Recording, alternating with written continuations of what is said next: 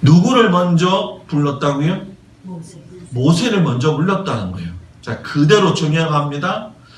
오순절날에 제일 성령 충만의 부르심을 받기 위해서는 목사가 하나님 앞에 부름받고 성령 충만해야 됩니다. 아멘. 그래야지만이 성도들한테 그것을 가리킬 수 있는 은혜가 생긴다는 거예요. 모세에게 말한 것처럼 목사에게 하나님이 말씀하신 게 뭐냐? 세상이 다 하나님의 것인데 이 모든 것이 다 너희들의 것인데 그 가운데서 내가 너희를 불렀다. 너희를 불렀다.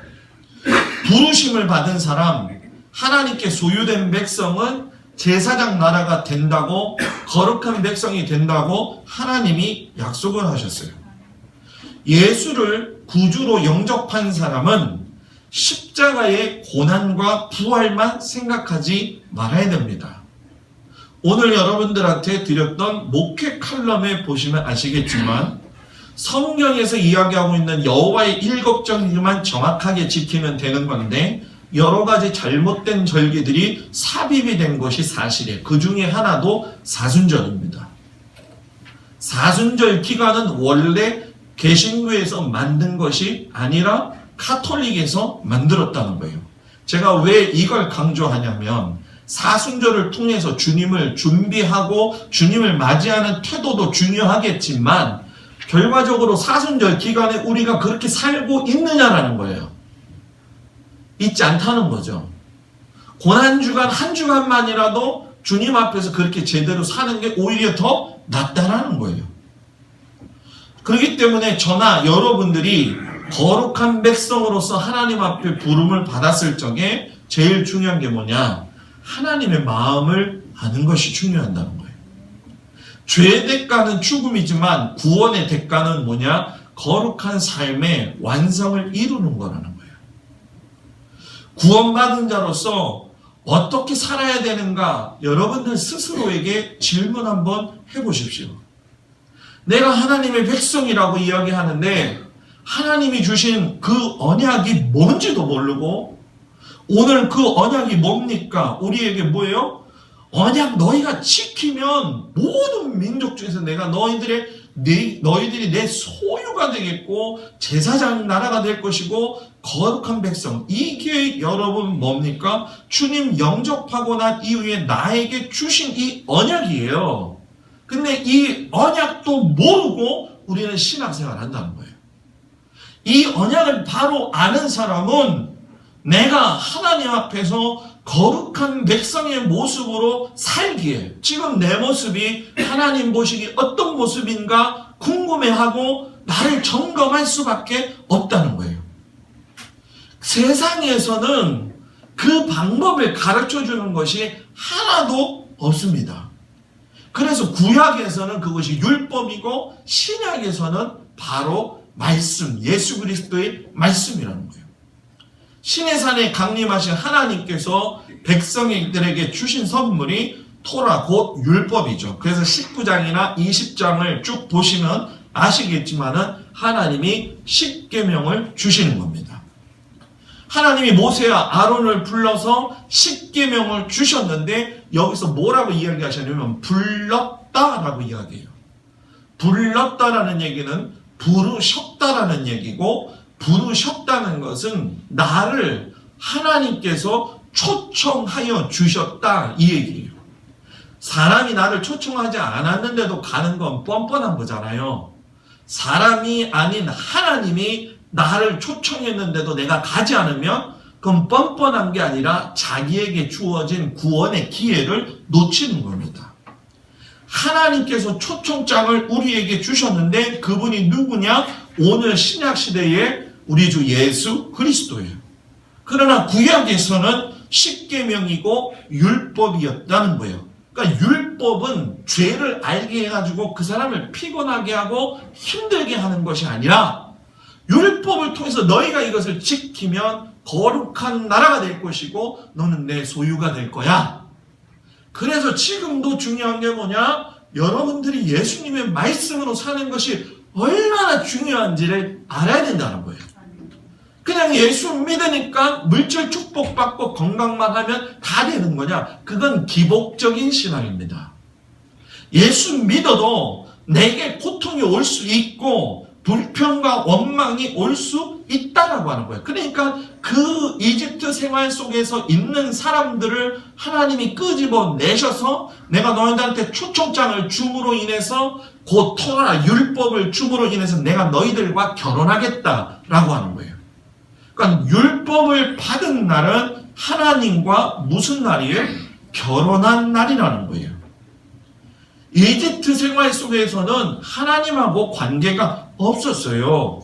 그런데 관계를 맺었다는 건 결혼을 했다라고 선언을 하는 것이 히브리어가 가지고 있는 원뜻이라는 거예요.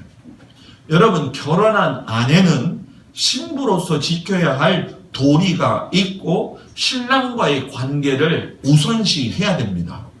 결혼한 아내가 신부가 지켜야 될 일은 하지도 아니하고 신랑하고 먼저 상의하고 신랑하고 먼저 같이 모든 일을 해야 되는데 나 혼자 내 멋대로 사니까 이혼하는 거 아니겠습니까? 똑같다는 거예요.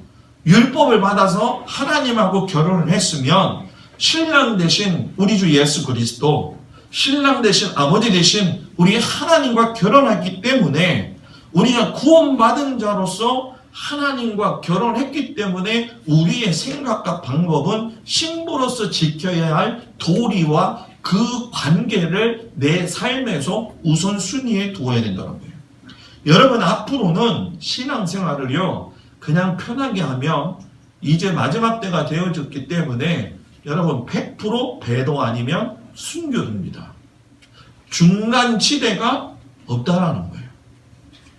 여러분들은 이 말씀에 지금 겁을 먹어서는 안 됩니다. 왜 겁을 먹을 필요가 없느냐? 우리는 결혼한 사람이기 때문에 내 신랑이 내 인생을 책임진다는 분명한 확신이 있는 거예요. 내 신랑을 내가 못 믿으면 여러분들 어떤 마음이 들어요? 불안한 마음이 들지 않겠냐는 거예요.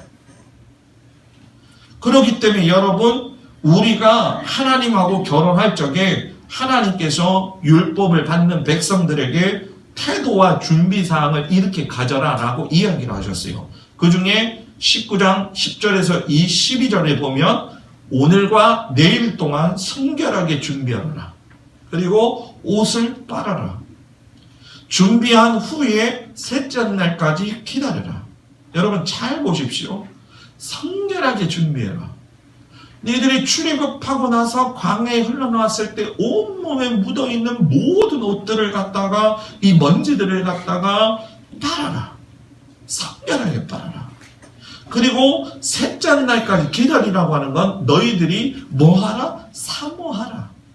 여러분 이거 어디서 매치가 되지 않습니까? 예수님께서 말씀하실 때에 보혜사 성령이 임할 때까지 너희들은 모여서 기도하라. 기도하라. 어디에 모여서? 한 곳에 모여서.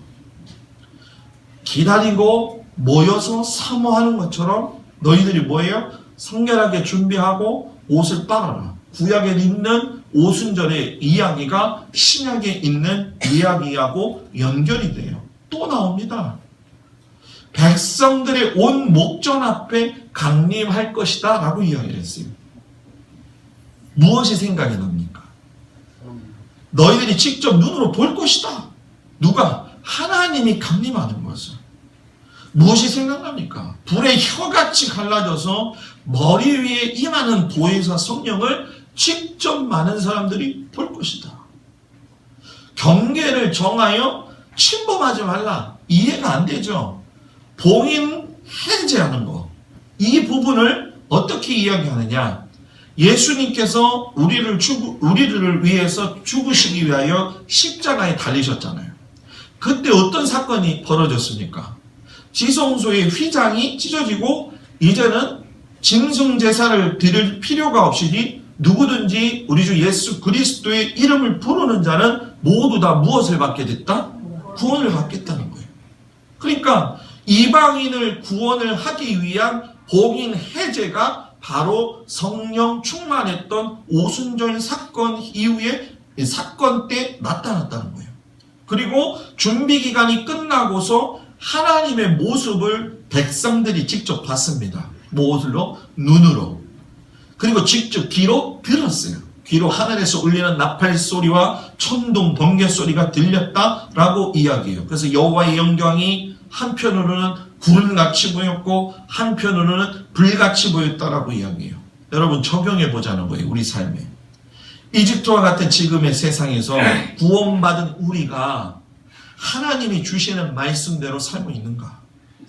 말씀대로 산다는 것은 하나님 말씀 그 자체로 산다는 것 외에는 다른 어떤 말과 대치할 단어가 없고 그것보다도 더 이상의 어떤 단어로도 표현이 되지 않습니다.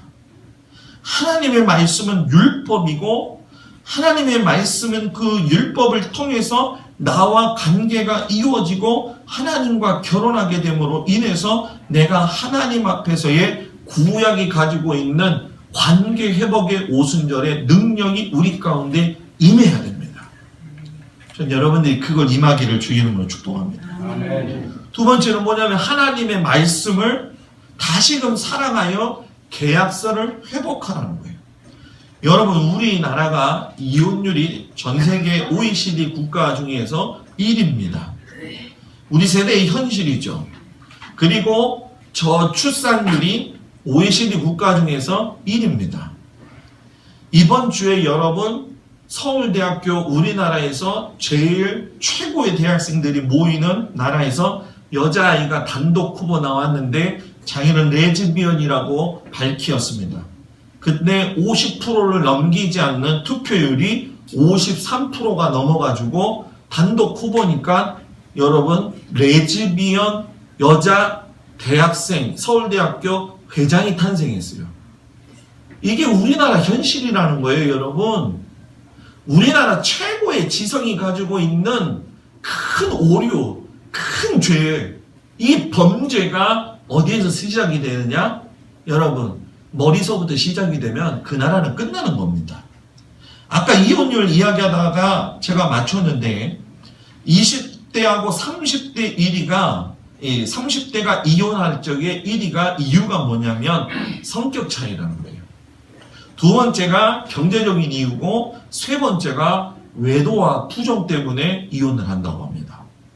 그리고 40대하고 50대에서 이혼하는 이유 중에 1위가 뭐냐면 외도와 부정 때문이고 2위가 경제적인 이유 때문이고 3위가 성격 차이 때문이다. 이렇게 얘기해요. 자, 양쪽을 다 봤을 적에 직접적인 원인은 두 가지가 됩니다. 하나는 뭐냐면 성격 차이라는 거예요. 왜 못 맞추냐는 거예요, 서로에게. 자기가 맞출 생각은 안 해요. 서로의 부족한 모습 그 자체를 인정하지 않는 거예요. 교회도 저는 똑같다고 봅니다. 부족한 모습을 그대로 서로 인정을 해줘야 되는데 성령 받고 은혜 받고 기도 받고 또 기도 많이 하고 말씀 많이 받다는 사람들이 다른 사람을 인정하지 않아요.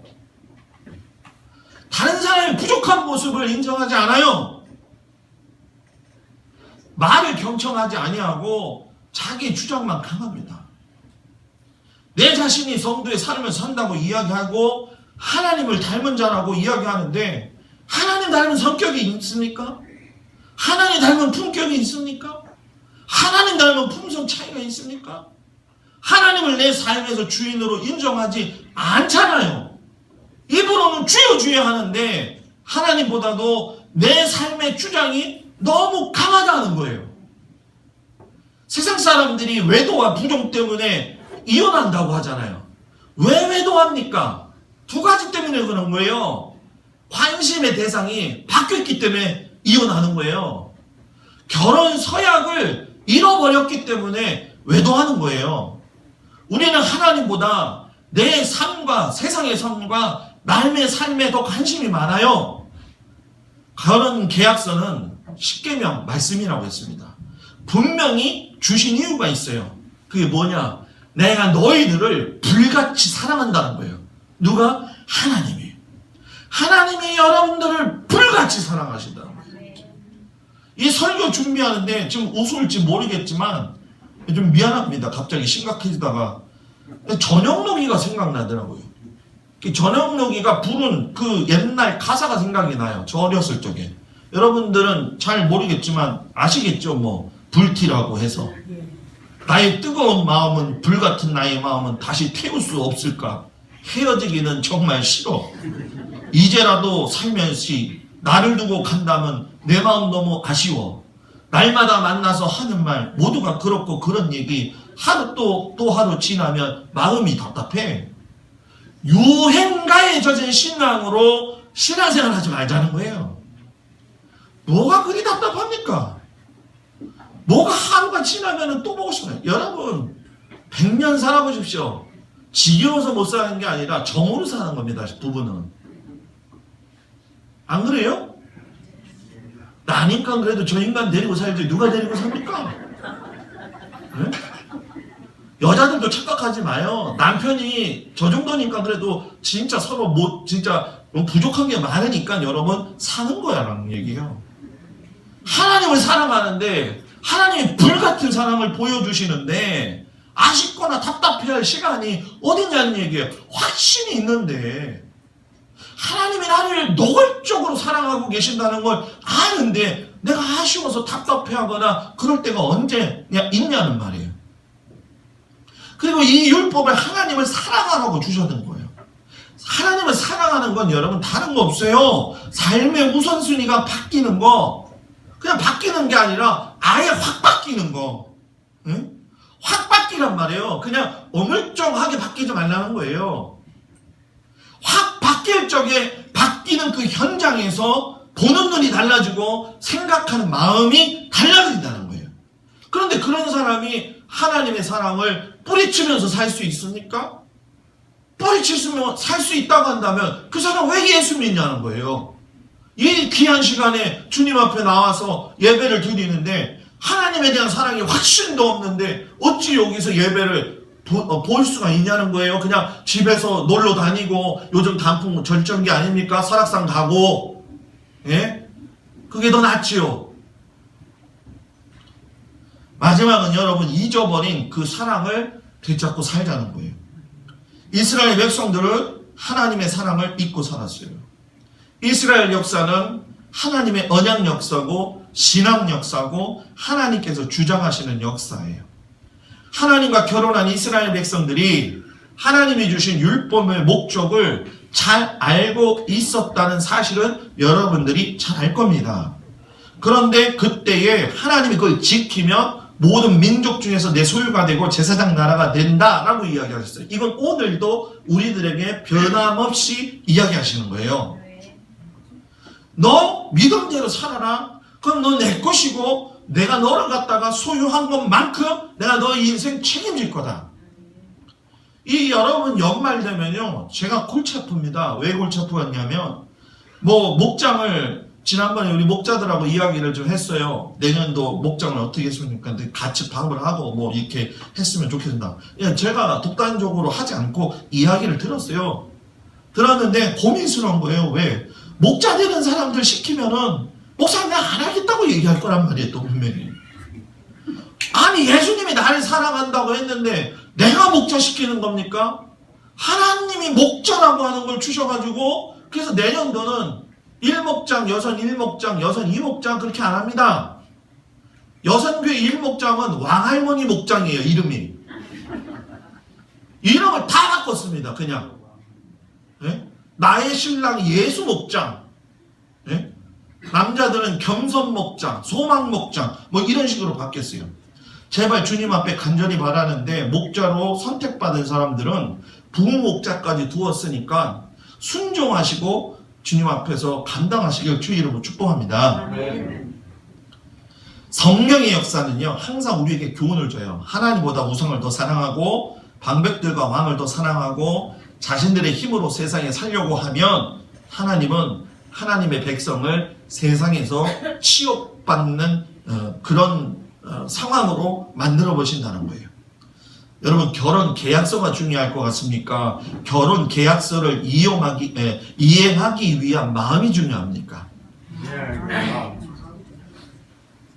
우리나라 잘못된 게 뭔지 아십니까, 여러분? 결혼하기 전에 예단을 어떻게 해야 되느냐?